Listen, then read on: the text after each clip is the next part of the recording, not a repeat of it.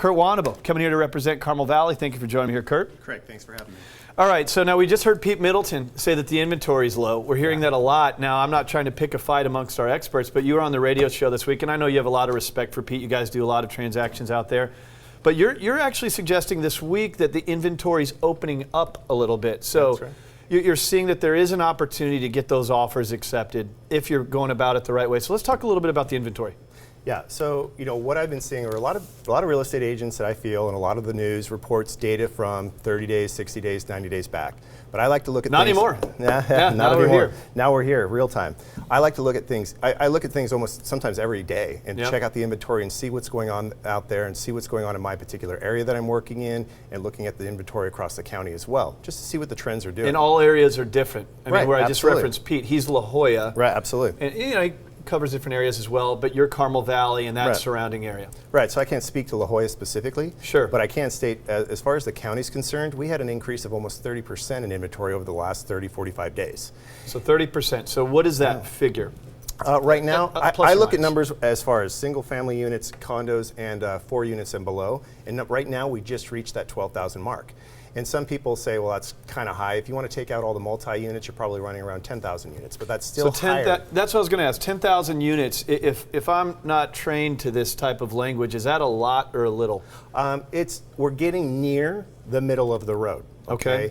In the first quarter of this year, we were down to 7,000 units if you're taking everything into consideration, or even lower than that if you're knocking out all the multi-units. And so, again, it's a 30% increase, and so things have opened up a little bit. The area that I specifically work in March, there were 87 units on the market. Okay. Right now, there's over 280. So that's opened it up a little bit, makes it a little easier. Absolutely. It's opened up the inventory a little bit for buyers, giving them a little bit more of an opportunity to find some properties. What we're seeing as far as sellers are concerned are that they're not necessarily receiving 10 offers within 2 days. Good. It makes it a little bit more fun to go out there and house shop. We have so many people that are reaching out to us through the website that they've made 20 offers and they can't get that offer accepted. Right. And so it has opened it up. And by no means am I saying, we're anywhere near levels of 20,000 units like we were back in 2007. Sure. And prices are falling. But it's become a little bit more stable and not as drastic as it was in the first quarter of this year. Why is the inventory opened up? Because it was a smaller number a matter of a month or two ago. So it's opened up. We're saying around in your area, the North County, the Carmel Valley area, 10,000 or so. Why do you think, what's your opinion around seeing more homes hit the marketplace? Well, first you have to understand, why was it so low? Why was it so low at the end of last year and the beginning of this quarter? Okay. A couple of reasons. One, seasonal. Not a lot of people are putting their homes on the market during the holidays. It's just not something everybody particularly wants to do, having people come through their homes, etc.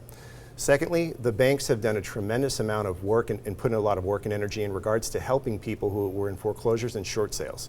So if you look back about 18 months, our inventory was split and divided by about 30% foreclosures, 20-something, high 20-somethings for short sales, and the rest was traditional sale. Those numbers for short sales and foreclosures have dwindled, diminished drastically, to the point now where it's only about 11% of our inventory, and now it's about 80-something, high 80s as far as traditional real estate goes. So that's the reason why it got so low. Foreclosures and short sales dried up very quickly at the end of last year. It was the holiday season, so it was very low. Now let's fast forward to the second quarter here. Some of the reasons why we've seen the inventory open up is, one, it's not seasonal. It's the beginning of, or it is seasonal, I should say. It's the beginning of the summer. People put their homes on the market just to get them sold. March through June, they want to attract buyers. Kids want to be in schools. Secondly, the word got out. Yeah. Right? The word got out. That's what I was waiting for. The word got out in respect to homeowners hearing about the drastic things that were occurring and people receiving multiple offers. And a lot of those people who had been sitting on the fence and really didn't have a reason to sell over the past couple of years, unless they absolutely had to and they had equity, now they're hearing and now they're seeing their opportunity to possibly sell their home, get something better than what the market had been doing for the past 5 or 6 years, and put it out there on the market. So there's a lot of people, in fact, most of the people I talk to today are in that scenario.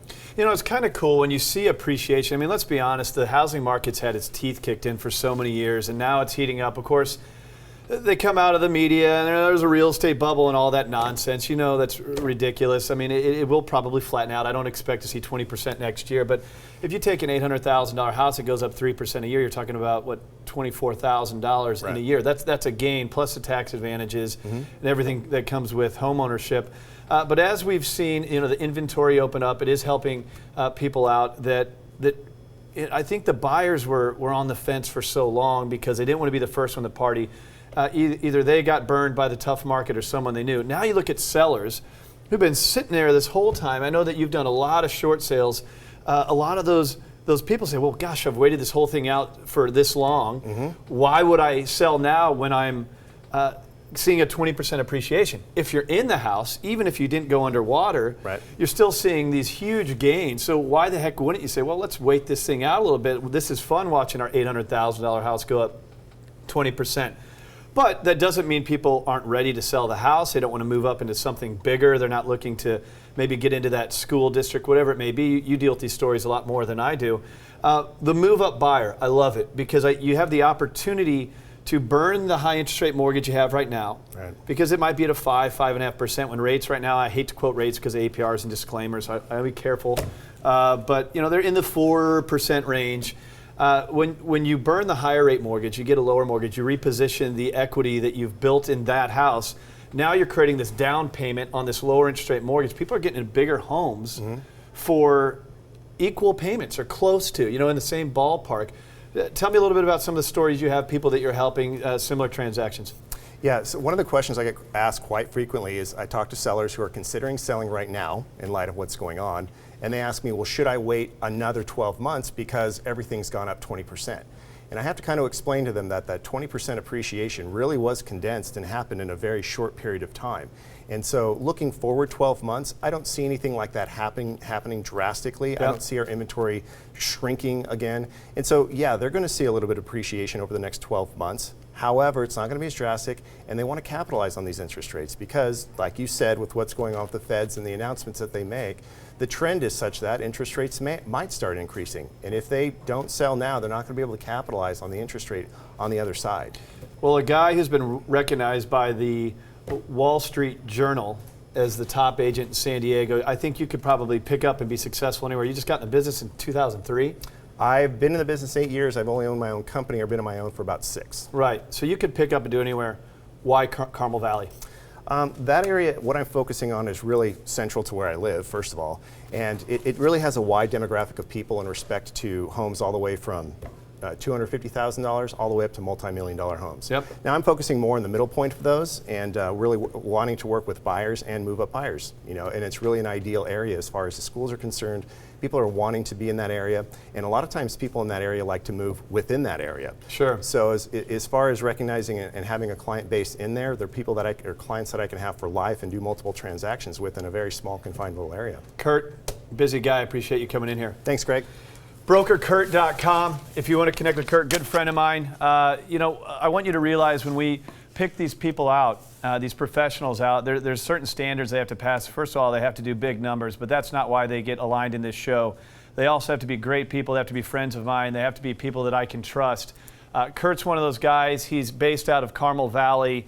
He's doing all kinds of business up there. Look, stop making decisions one mistake at a time. When I have a guy like Kurt here, I really want you to connect with him. He's obviously a wealth of knowledge, and I really do appreciate him coming in here.